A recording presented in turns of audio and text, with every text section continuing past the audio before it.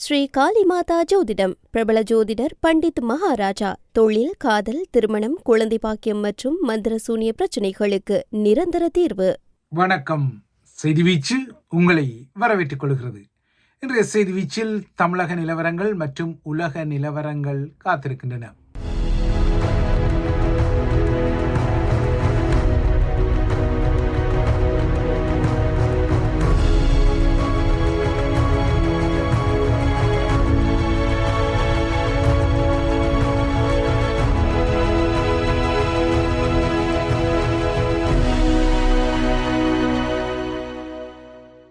இந்தியாவின் அரசியல் அமைப்பு விதிகளின்படி தமிழக சட்டப்பேரவையின் தற்போதைய ஆட்சி காலம் எதிர்வரும் 10ஆம் தேதியுடன் முடிவுக்கு வருவதால் மே 11ஆம் தேதிக்குள் எப்படியும் தமிழகத்தில் புதிய ஆட்சி ஒன்றை நிறுவ வேண்டிய நிலை இருக்கும் பின்னணியில் மே 7ஆம் தேதி ஆகிய நாளைய தினம் தமிழக வெற்றி கழகத்தின் தலைவர் விஜய் தமிழகத்தின் புதிய முதல்வராக பதவி ஏற்க இருப்பது ஏறக்குறைய உறுதிப்படுத்தப்படும் ஒரு விடயமாக மாறியுள்ளது. சென்னையில் உள்ள நேரு உள்ளக விளையாட்டு அரங்கில் இந்த விழாவுக்குரிய ஏற்பாடுகள் முழு வீச்சில் நடந்து வருகின்றன. ஆனால் இந்த பதவியேற்பு நகர்வுக்கு முன்னர் இடம்பெற வேண்டிய முக்கியமான அரசியல் நகர்வுகள் இருப்பதால் இன்று தமிழக அரசியல் அரங்குக்கு ஏதோ ஒரு வகையில் அதகலமான நாள். இந்த அதகலங்களை எதிர்பார்த்து தமிழகத்தின் தற்காலிக ஆளுநரான ராஜேந்திர அர்லேக்கர் கேரளாவிலிருந்து தமிழகம் திரும்பி இருக்கின்றார். இன்று அவரை நேரடியாக சந்திக்கக்கூடிய தவிகவின் தலைவர் விஜய் ஆட்சி அமைப்பதற்கு உரிமை கோருவார் என இந்த பதிவு பதியப்படும் போது நிலைமை இருந்தது. ஒருவேளை நீங்கள் இந்த பதிவை பார்க்கும்போது இந்த சந்திப்புகள் மற்றும் அதகலங்களின் நிலவரங்கள் எல்லாம் நடந்து முடிந்திருக்கக்கூடும் என்பதும் இப்போது நினைவூட்டப்பட வேண்டிய ஒரு விடயமாகின்றது. இந்த அதகலங்களின் பின்னணியில் தான் ஏனைய முக்கிய நகர்வுகளும் இடம்பெறுகின்றன. இந்த தேர்தலில் தமிழக வெற்றி கழகம் தனிப்பெரும் கட்சியாக உருவாகி 108 இடங்களை பெற்றிருந்தாலும் அதற்கு ஆட்சி அமைக்க தேவையான பெரும்பான்மை பலம் இல்லை என்பது நீங்கள் ஏற்கனவே அறிந்த விடயம், பழைய விடயம். தமிழக வெற்றி கழகத்துக்குரிய எதிர்க்கட்சிகளாக இருக்கக்கூடிய திமுக அணி 73 இடங்களையும் அதிமுக அணி 53 இடங்களையும் பெற்றுள்ள முடிவு தமிழக வாக்காளர்கள் எந்த ஒரு தரப்புக்கும் முழுமையான அதிகாரத்தை வழங்காத நிலையை காட்டுகின்றது. எனினும் ஒரு கட்சி உருவாகி 2 வருடத்துக்கு பின்னர் தமிழக வெற்றி கழகம் நடிகர் விஜயின் தலைமையில் இந்தளவு வெற்றியை பெற்றதுதான் இங்கு ஒரு முக்கியமான அதிர்வுக்குரிய விடயமாக நோக்கப்படுகின்றது. ஆனால் ஆட்சி பலம் என்று வந்தால் அதில் விஜய்க்கு சவால்கள் இருக்கத்தான் செய்கின்றன. ஆகையால் ஆட்சி அமைப்பதற்கு இப்போதைக்கு விஜய் தரப்புக்கு ஏனைய கட்சி உறுப்பினர்களிடமிருந்து மொத்தமாக 11 உறுப்பினர்களின் ஆதரவு தேவை என்பது யதார்த்தமான ஒரு விடயம்.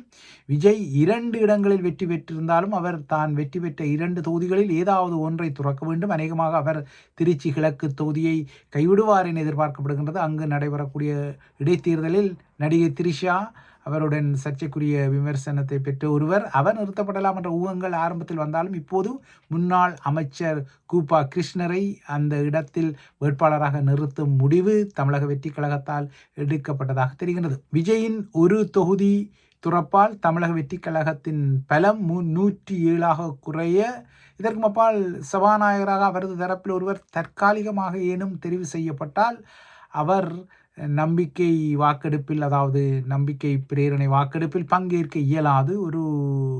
அது ஒரு முக்கிய விடயம்.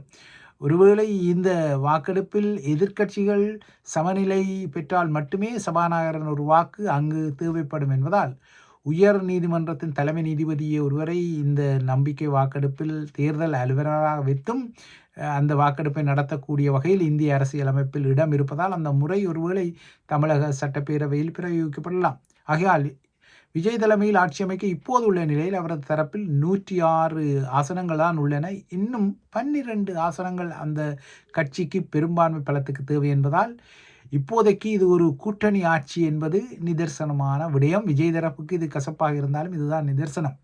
இந்த ஆட்சி உருவான சில நாட்களில் ஒருவேளை ஏனைய கட்சியில் உள்ளவர்கள் தமிழக வெற்றி கழகத்துடன் சங்கமமானால் இந்த டிஜிட் ஆட்ட தலையீடு விஜய் தரப்புக்கு நீங்கக்கூடும். அதாவது சில அணிகள் தாவெல்லாம் தமிழக வெற்றி கழகத்துடன் கலக்கலாம். குறிப்பாக அதிமுக இந்த உடவை சந்திக்கும் என்ற எதிர்வு கூறல்கள் இப்போதே வருகின்றன. ஆனால் இப்போதைய நிலையில் 5 இடங்களை வைத்துள்ள காங்கிரஸ், அதாவது அது திமுக அணியில் உள்ளது. 4 இடங்களை வைத்துள்ள பாமக, அது அதிமுக அணியில் உள்ளது. 2 உறுப்பினர்களை கொண்ட கம்யூனிஸ்டுகள், 2 உறுப்பினர்களை கொண்ட விடுதலை சிறுத்தை கட்சி, 2 உறுப்பினர்களை கொண்ட இந்திய முஸ்லீம் லீக், தேமுதிகவின் ஒரே ஒரு எம்எல்ஏயாக உள்ள பிரேமலதா விஜயகாந்த் என இப்போதைக்கு குட்டி கிங் மேக்கர் தரப்புகள் சில உள்ளன. ஆனால் திமுகவில் உள்ள விடுதலை சிறுத்தைகள், இடதுசாரிகள், முஸ்லீம் லீக் கட்சிகள் தமிழக வெற்றி கழகத்திற்கு ஆதரவில்லை. நேற்று திமுகவுடன் நடத்திய சந்திப்பின் போது அந்த அணியிலேயே தாம் நீடிப்போம் என குறிப்பிட்டிருக்கிறார்கள். ஆனால் அரசியலில் எதுவுமே எந்த நேரத்திலும் மாறக்கூடும். இந்த நிலையில் தமிழக வெற்றி கழகத்திற்கு ஆதரவு அளிப்பது குறித்த முடிவுகள் திமுக கூட்டணியில் 5 ஆசனங்களுடன் உள்ள காங்கிரசும் அதேபோல அதிமுக கூட்டணியில் 4 ஆசனங்களுடன் உள்ள பாட்டாளி மக்கள் கட்சியும் தான் தனது நகர்வுகளை எடுத்து வருவது தெரிகின்றது. பாட்டாளி மக்கள் கட்சி தலைவர் அன்புமணி ராமதாஸ் இன்று தனது சட்டமன்ற உறுப்பினர்களின் ஆலோசனை கூட்டத்தை நடத்துகின்றார். இதேபோல தமிழக வெற்றி கழகத்துக்கு நிபந்தனைகளுடன் ஆதரவு அளிப்பது குறித்து தமிழ்நாடு காங்கிரஸ் குழுவின் அரசியல் விவகார குழு ஒரு முக்கியமான முடிவை எடுத்திருக்கின்றது. இந்த முக்கிய முடிவின் பின்னால் உள்ள நிபந்தனைகளாக பாஜக அல்லது அதன் கூட்டணி கட்சிகளின் ஆதரவை தமிழக வெற்றி கழகம் எக்காரணம் கொண்டும் பெறக்கூடாது மற்றும் புதிய அமைச்சரவையில் காங்கிரசுக்கு 2 அமைச்சர்கள் வேண்டும் என்ற கோரிக்கைகள் முன்வைக்கப்பட்டதாக தெரிகின்றது. உறுதிப்பாடுகள் எதுவுமில்லை. இந்த விடயங்கள் குறித்து அதிகாரபூர்வமான ஒரு அறிக்கையிடலை காங்கிரஸ் தலைமை வெளியிடும் என எதிர்பார்க்கப்படுகின்றது. சட்டசபையில் தமிழக வெற்றி கழகம் ஏனைய கட்சி உறுப்பினர்களின் ஆதரவுடன் தனது பெரும்பான்மையை நிரூபிக்க 15 நாட்கள் ஒருவேளை வழங்கப்படலாம். அதற்கு இந்திய அரசியலமைப்பில் விதிகள் உள்ளன.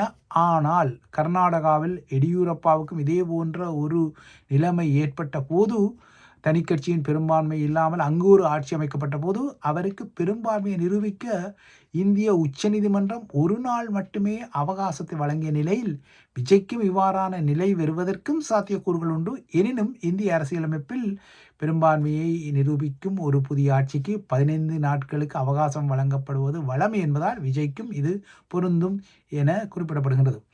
தமிழக வெற்றி கழகம் ஆட்சி அமைக்க காங்கிரஸ் ஆதரவு அளிக்கும் பட்சத்தில் அதற்கு பின்னர் அதனை பூமராங் தடியாக தாக்கக்கூடும். ஏனென்றால் காங்கிரஸ் தனது நீண்டகால கூட்டாளியான திமுகவை கலட்டினால், தமிழகத்தில் சில தசாப்தங்களாக காங்கிரஸ் கட்சிக்கு இடம் கொடுத்த திமுகவை அது நேரம் பார்த்து கலட்டிவிட்டது என்ற வாதமும், நம்பிக்கை துரோகத்தை காங்கிரஸ் செய்துவிட்டது என்ற முத்திரையும் குத்தப்படலாம். இது நீண்டகால நோக்கிலும் ஏனைய மாநிலங்களின் நகர்விலும் காங்கிரசுக்கு பாதகமான ஒரு நிலைமையாக வரலாம். ஏனென்றால் நிலைமையை உன்னிப்பாக பாஜக பார்க்கின்றது. நம்பிக்கை துரோகிகள் என்ற ஒரு முத்திரையை காங்கிரசுக்கு குத்துவதற்கு அது இந்த வாய்ப்பை பயன்படுத்தக்கூடும் என எதிர்பார்க்கப்படுகின்றது.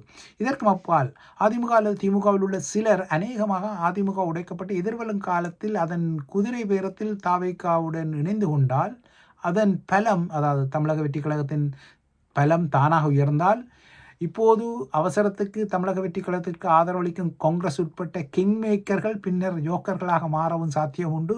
தமிழக வெற்றி கழகம் அவர்களை கலட்டிவிட்டால் பின்னர் அவர்கள் 2 கட்ட நிலைமைக்கு ஆளாகக்கூடும். இதற்கிடையே விஜய் நேற்று ஆட்சி அமைக்க உரிமை கோரி ஆளுநருக்கு மின்னஞ்சலில் ஒரு கடிதம் எழுதியிருந்த நிலையில், இதற்கு மின்னஞ்சலில் பதிலளித்த ஆளுநர் அதன் பின்னர் செய்தியாளர்களை சந்திக்கும் போது சில விடயங்களை கூறினார்.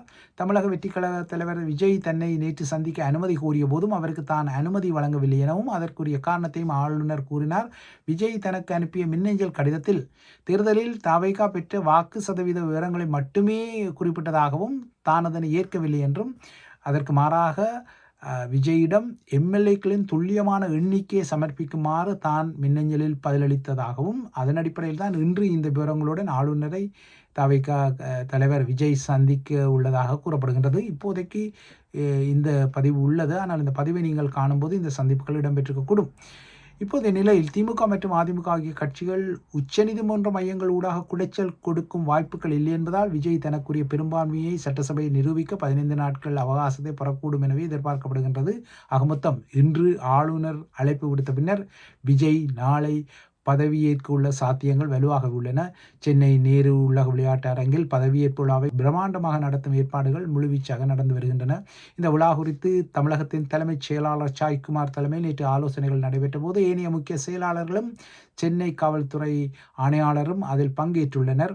விழா நடைபெறும் நேரு உள் விளையாட்டு அரங்கில் செய்யப்பட வேண்டிய ஏற்பாடுகள், பாதுகாப்பு அம்சங்கள் குறித்து இந்த கூட்டத்தில் ஆலோசிக்கப்பட்டது.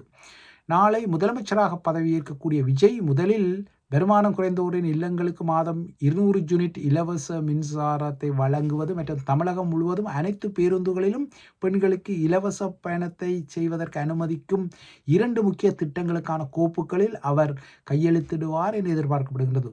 நேற்று பனையூரில் உள்ள தவைகா கட்சி தலைமை அலுவலகத்தில் இடம்பெற்ற சந்திப்பில் விஜய் முக்கிய ஆலோசனைகளை நடத்தினார். முதல்வராக நாளை விஜய் பதவியேற்கும் போது அவருடன் கூடவே சில அமைச்சர்களும் பதவியேற்கக்கூடும். இல்லைனால் தனியே நாளை முதல்வராக பதவியேற்ற விஜய் அதன் பின்னர் அமைச்சரவை உருவாக்கக்கூடும்.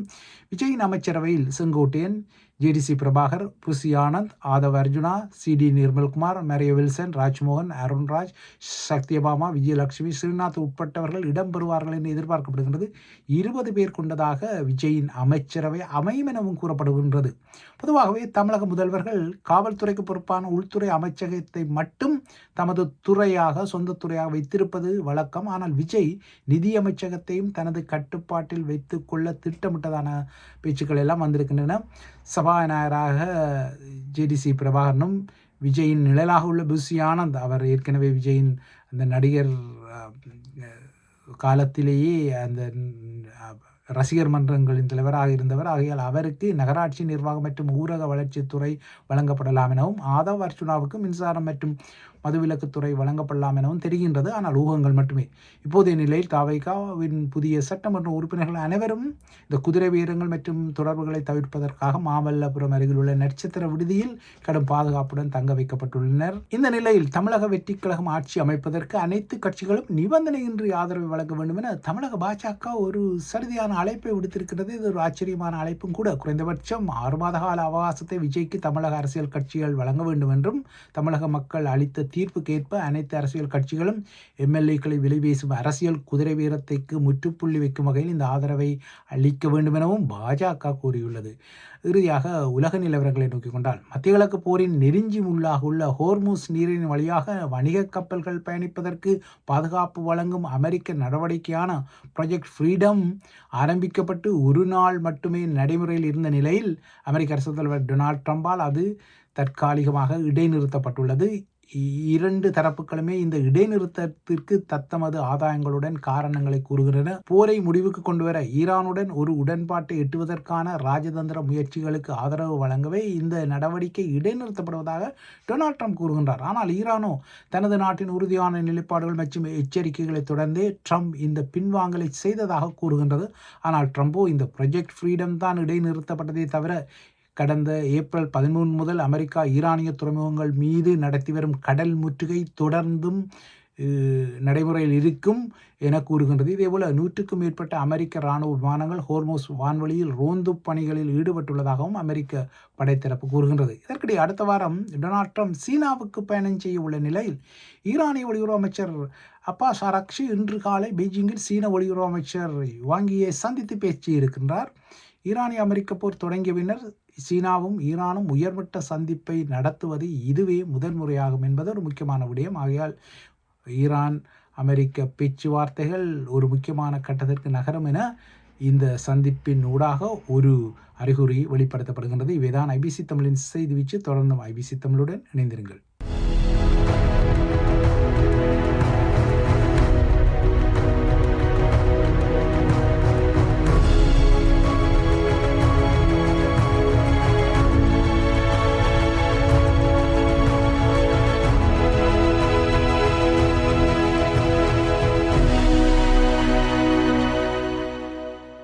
ஸ்ரீ காளிமாதா ஜோதிடம். பிரபல ஜோதிடர் பண்டித் மகாராஜா. தொழில், காதல், திருமணம், குழந்தை பாக்கியம் மற்றும் மந்திர சூனிய பிரச்சினைகளுக்கு நிரந்தர தீர்வு.